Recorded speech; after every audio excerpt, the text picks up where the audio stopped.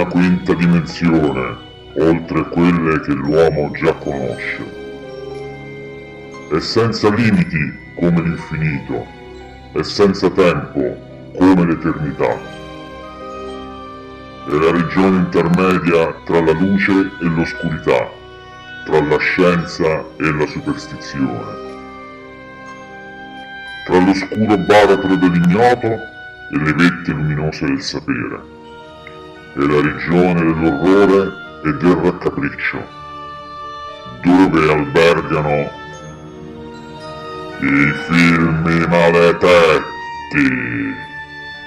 Per quei 5-6 milioni di adolescenti che ancora non lo sanno, dirò che Poltergeist è un film horror del 1982, del quale nel 2015 hanno realizzato uno sciagurato dal punto di vista qualitativo remake con Sam Rockwell. A dispetto di ciò di cui quasi tutti sono convinti, il primo film della saga non fu diretto da Steven Spielberg, che lo vide coinvolto solo in veste di produttore, ma da questo signore qui, il compianto maestro dell'horror Tobe Hooper, che aveva un lunghissimo curriculum pieno zeppo di pellicole destinate ad un pubblico di bambini. Titoli come Non aprite quella porta, Night Terrors, Le notti proibite del Marchese de Sade e La casa dei massacri. La trama del film è arcinota. La tranquilla esistenza dei Freelings viene all'improvviso sconvolta da eventi inspiegabili e terrificanti. Tutto inizia quando la loro figlia più piccola, Carol Ann,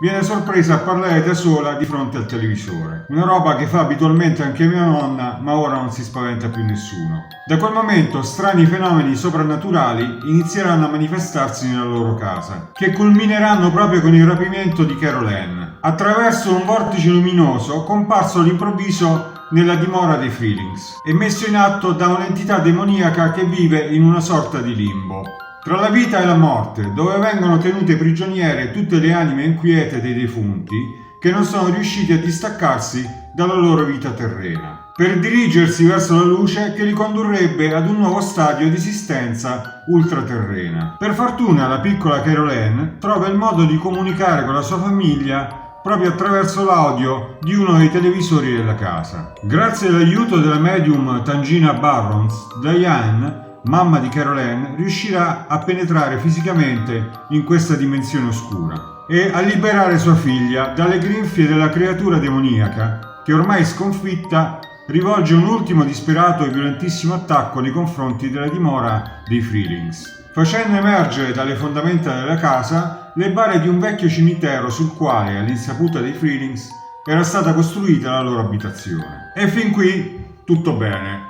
Ci sono vari aneddoti collegati alla produzione del film destinati a far nascere la convinzione che sulla pellicola aleggiasse una sorta di maledizione. Il più famoso dei quali fu reso noto proprio dall'attrice JoBeth Williams, che nel film interpretava il ruolo di Diane Freeling. Durante l'intervista in uno show televisivo, dichiarò che all'epoca risultava più economico acquistare degli scheletri autentici piuttosto che realizzare scheletri in plastica poco realistici. Quindi per la scena finale nella piscina vennero usati degli scheletri veri, cosa che turbò ed impaurì tutta la troupe, tranne proprio JoBeth Williams, che era più preoccupata dal dover recitare immersa nell'acqua di una piscina e circondata da cavi elettrici e fari. Ma quando la pellicola sbarcò nelle sale cinematografiche, diede il meglio di sé in termini di episodi inquietanti. Era il 4 novembre del 1982, proprio a ridosso dell'uscita del film nei cinema italiani,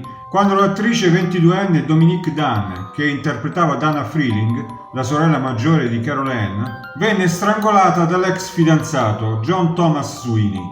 Per questo motivo il suo personaggio compare solo nel primo capitolo della saga. Julian Beck, che nel secondo capitolo Poltergeist 2 l'altra dimensione interpretò il personaggio del reverendo Kane, morì di tumore allo stomaco il 14 settembre del 1985. Una sorte simile toccò all'attore Will Sampson, noto soprattutto per aver interpretato il ruolo di Capo Brumden in Qualcuno volò sul nido del cuculo, e che in Poltergeist 2 era lo sciamano Taylor. Morì il 3 giugno del 1987 a causa di un'insufficienza renale, dopo aver subito un doppio trapianto cuore-polmoni. Quarta in questa triste sequenza di morti è la piccola protagonista Heather O'Rourke, Carol Ann. Si ammalò nei primi mesi del 1987 mentre girava il terzo episodio del franchise. Poltergeist 3 ci risiamo. Le venne diagnosticato il morbo di Crohn e venne sottoposta a cure mediche che le permisero di portare avanti le riprese del film. Ma la mattina del 1 febbraio del 1988 fu ricoverata d'urgenza e sottoposta ad un intervento chirurgico a causa di un'occlusione intestinale acuta, ma ciò non bastò a salvarla. Quando morì aveva solo 13 anni. La MGM decise di girare un nuovo finale con una controfigura e la bimba venne sepolta di fianco a Dominique Dunn, sua sorella nel film. Nel 2004, diversi anni dopo, morì all'età di 59 anni anche Brian Gibson, regista di Poltergeist 2 L'altra dimensione, a causa di una feroce forma di cancro. Ancora più folle è la morte cruenta toccata in sorte all'attore Lew Perry, 67 anni, che nel primo film interpretava il ruolo di Pugsley. Fu ucciso il 1 aprile del 2009 da un ex galeotto recentemente rilasciato nella sua casa di Austin, in Texas, a colpi di ascia. Terrificante, vero? Poltergeist, dopo 37 anni, continua a essere considerato uno dei misteri più inquietanti della storia del cinema. E come potrebbe essere diversamente, dopo tutta questa pubblicità positiva e questa carica di buona sorte? Non sapremo mai se sulla pellicola aleggia una maledizione, ma sapete cosa vi dico? Anche io non mi sento molto bene. Iscrivetevi. Mi raccomando, iscrivetevi, lasciate un like e mettete un commento. Ci vediamo al prossimo video, se sopravvivo.